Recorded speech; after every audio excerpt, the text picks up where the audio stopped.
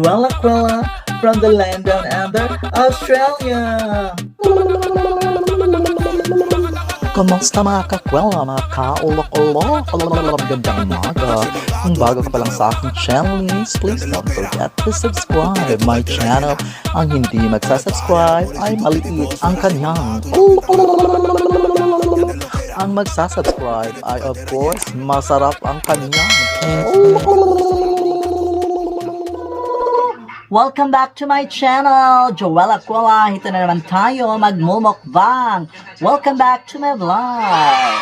So, hindi tayo magsasalita, magkain lang tayo kasi magagalit si Parrot. Okay. Ngayon, magkain na tayo. Okay, meron akong cassava cake.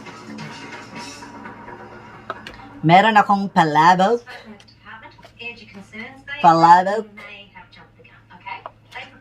Meron akong ano yan? Fried rice. Meron akong lechon. Okay, kain tayo. But before that, we will pray. Thank you, Lord, for thy blessings. May thy blessings will be now everybody, and thanks for those who share the blessings, and hope God that everything will be all right and everything will be blessed and everyone will be blessed. Amen. Kainan na. Siyempre, unahan natin ang lechon. 26 Wow. And have you ever thought of moving? Well, what of that? Downsizing? It's a one-bedroom hut. Upsizing? It is a beautiful house. Well, thank you. Out of interest. May sausawan tayo. I don't think so. Good. What? Nothing. Traffic. Big issue. A lot of heavy trucks going past these houses. And how do you feel as a government wants to get rid of them? What, the trucks or the houses? This is a general notification that the government is looking into general transport options in the area. Ay, biso. Nothing's been decided. About what? Nothing. Thank you. Palabok. We've had 3 more RSVPs to your presentation. Sarap ng palabok mo. My notes printed on different paper. Sure. What's this? A4. Maybe make it A2 or even A1. Can you just give us a quick level? Testing 1, 2, 3. To turn your head? Yes. Alright, we might need to think about a non-directional light. Kain. Thanks. What is it? It's water. Ito ay binigay. Nutrient water? Seriously? Some of this Easily for the vending machine? ay mga binigay lang sa Would you akin prefer a peach tea? No, it's fine. Yeah. dahil birthday ng friend ko.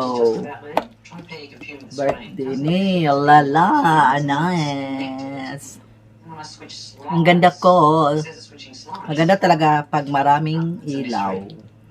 This is where you need temporal. Ay, palabok. Nothing? Ang sarap ng palabok. There. Yum. Good job. Best result. Hala, lala, ang sarap. Bacon cheer slice. Want some? No.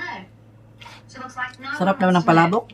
Parking students at number Perfect. I suspect they're squatters. Hala, What are you doing? It's Rwanda. Just use your phone. That's fine. shout out Lala. Ang JR lamig kayong palabok. Down.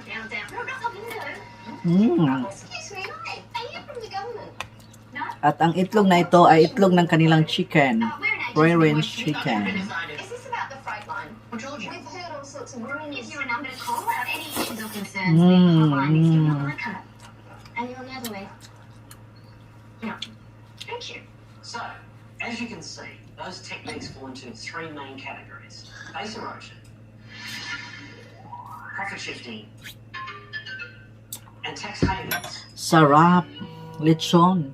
Do we really need the sound effects? It's an Lechon na. kids cartoon. I'm trying to find gravitas. I like it, Tony. Do you? You know what's that? The graph. Oh yeah, taken as a whole, it presents a pretty damning picture. Gravitas, yeah.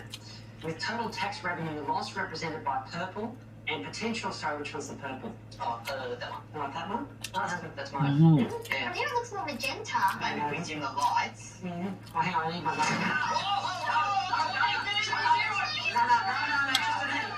Just a knee. It's a knee. I did my knee. What were you thinking? She approached us. I said liaise with the public. Don't talk to them. Which one is she? John Meredith, number 5. She's also president of the local Save Our Suburbs Action Group. Is an action group? Show me. Yeah. She just followed them. Sweetheart, she's trouble. We'll never underestimate a retiree with Facebook skills. What about the others? Spoke to everyone in the street, asked them, hypothetically, would they be prepared to sell? And no real takers. Have these people realise they're standing in the way of progress? Number 11 emailed. He's willing to consider an offer. Unpatriotic Aussie. He lives in Hong Kong. I don't think anyone wants to move. Oh, it's so predictable. Sure, we all want progress, but not in my backyard. We're stealing their backyard. These people can't have their cake and eat it too. They had cake. We ate it. Sorry, whose side are you on? Guess who just started an online petition? Oh, I said she was trouble. Look, how many signatures? Don't touch it.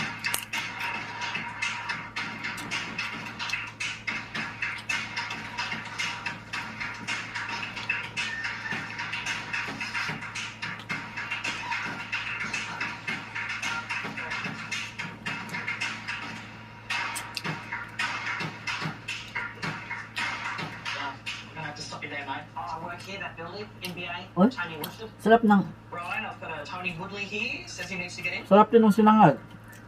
Rightio. All right, mate. Let's take Garlic a close. Okay, careful, please. Can you let Huh? him through? Yep, you're all right. I'm absolutely fine. Okay. Okay, all right, just down this way. Yep. What did Brian say? They don't look happy. You should see the Prime Minister. This is a good news story. State and federal governments working together. AM must move the announcement forward. Oh, Stick it up the Premier. But we can't have this mob turning up, crashing our party. we need to take the heat out of this thing. How? We hold a community meeting. What? An interactive feedback session. When we say we, you're the one who wanted community consultation. Our media team suggests that you focus on the number of jobs this project will generate. Can you take me back? The fact that people will no longer have trucks running past their front doors. They'll no longer have doors. This is a good one. It's getting Australia on the move. What does that even mean? What does it even mean? They're just talking points. Tony, that's your third coffee for today. Well, it's been a long day. Let me make it. Seriously, I'm fine. So there's a platoon here. I hope you don't mind. I'll let them have the rest of your cheer slice. Yeah, it's one a pipe. It seriously could shut and ship in your one from Tuscany. That reminds me, our water will be off tomorrow between 4 and 8 p.m. Yep.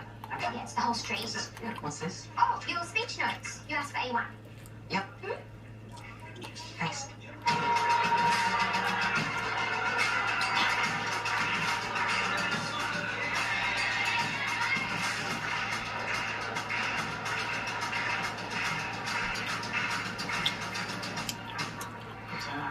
What about your friend's show?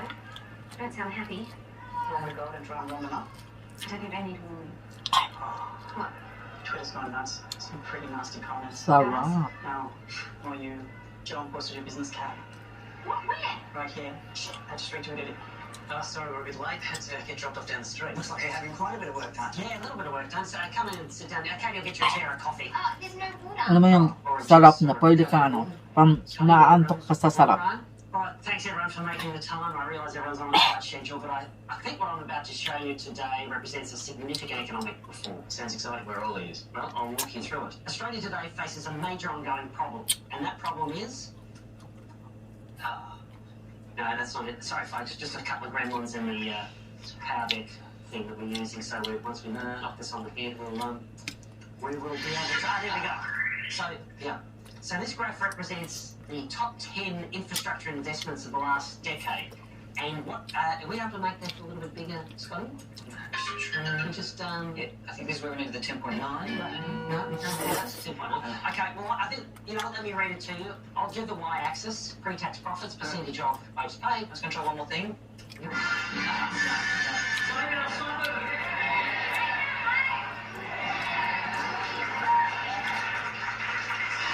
Well, guess there's nothing for it. You've got the total funds? Up to you. Sorry, folks, just waiting on, just give me a final... Yeah, that's a no. Okay, no, I'll do it from the notes. Katie? Sorry, folks, we just all sit down again. I'll give you a brief verbal overview and we get the show on the road. You didn't shrink them? No? No, that's fine. Okay, well, if you just hold them up then maybe, and I'll do it from here. So, folks, I think you can all see that. So, Hang on. Here we go. oh, Over to you, Tony. I just want to skip the first frame, first graph. How do I do that? Just hit any button, Mm-hmm. except spacebar. Okay, sorry, folks. Yes. What's that? What's what? Is that some sort of irrigation project? Oh, no, it's a screensaver kicked in. What happened to that Riverine basin upgrade? Oh, yeah. Just sort of fell off the agenda. Yeah, we should follow up on No, that. we should. Sorry, yeah, we should. We should. It's just not what I want to talk about, right? Riverina Basin upgrade. Yeah, we did let that slip. We're going a long way down the track with you. See how we're going, Scotty? Final. You got it? No, so it's even worse. Ah. Code red, code red. I'm gonna do this!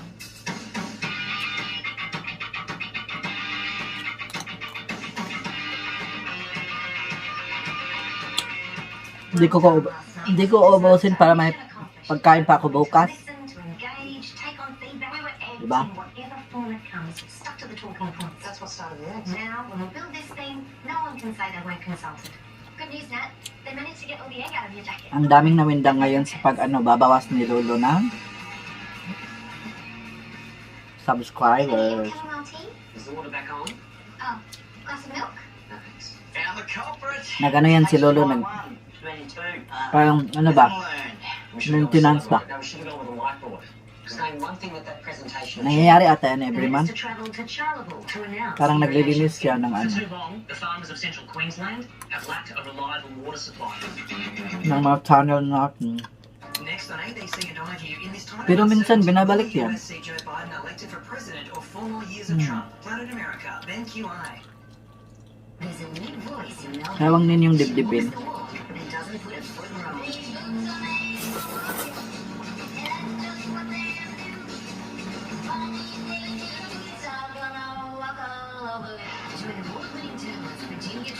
Sarap ng palabok. Hmm? Take on the big players.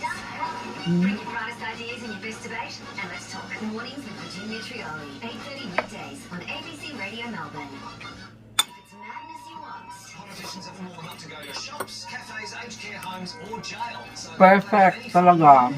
Lala. if only it was that simple. Oh, but it is. Ang perfect ng palabok niyo. Now on iView. Bukas masarap to kainin niyo. We made them. We played At merong sipon cake. as they Ha? Sponge cake pala. Sponge, oh. the number one place for Aussie kids to be. ABC Kids. Ang ganda ng camera ng phone ko. Ang arte ko. Freeman. Stream now on ABC Hindi ko ubusin ng palabok para may pagkain pa ko bukas. Consent to ABC. Tell my story in the event of my untimely Ano to? I have been circuit. Most of this food are bigay sa akin ng friend ko kasi nag-birthday siya. At ngayon, titikman natin ang kanyang cassava cake. Diba? Kung ang anak lagan, no? Kiatan. Pag uli sa balay, makareceive og cassava cake ni nanay.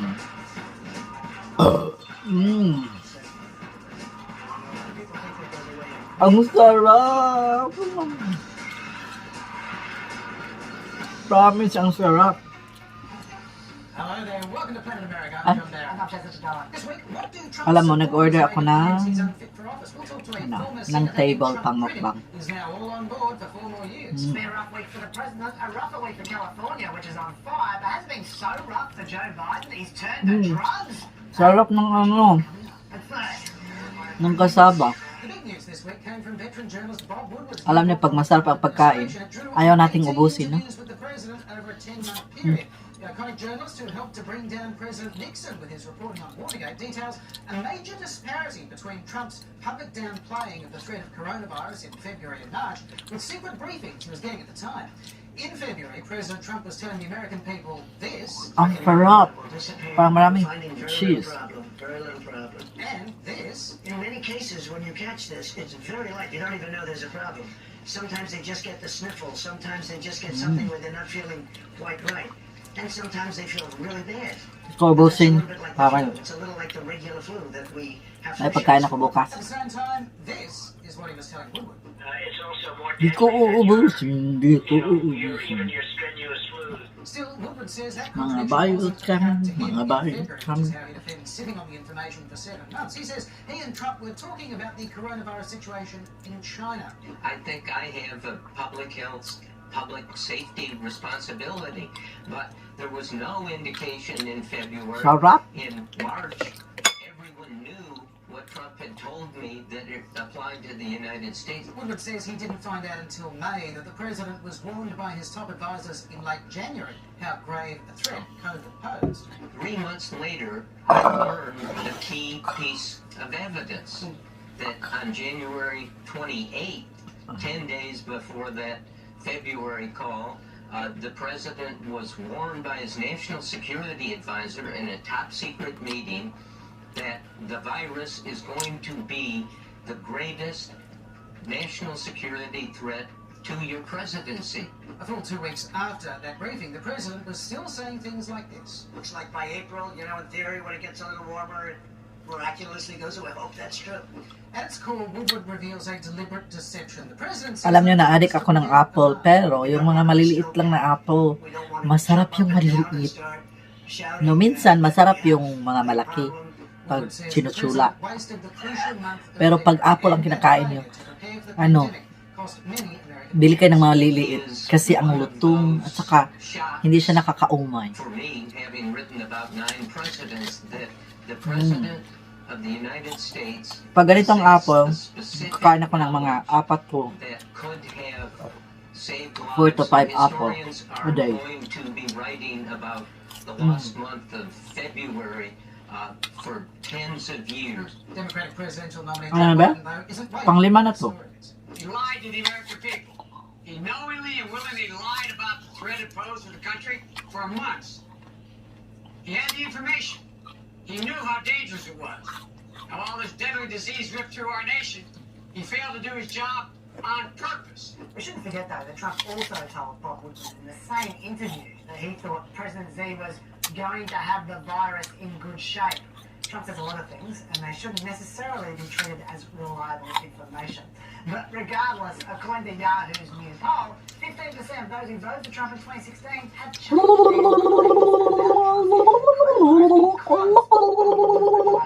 Anyway, thanks for watching. Kung hindi ka pa nakasubscribe sa channel si Mamang Joella, ay subscribe mo na ako kasi pag hindi, maliit ang iyong.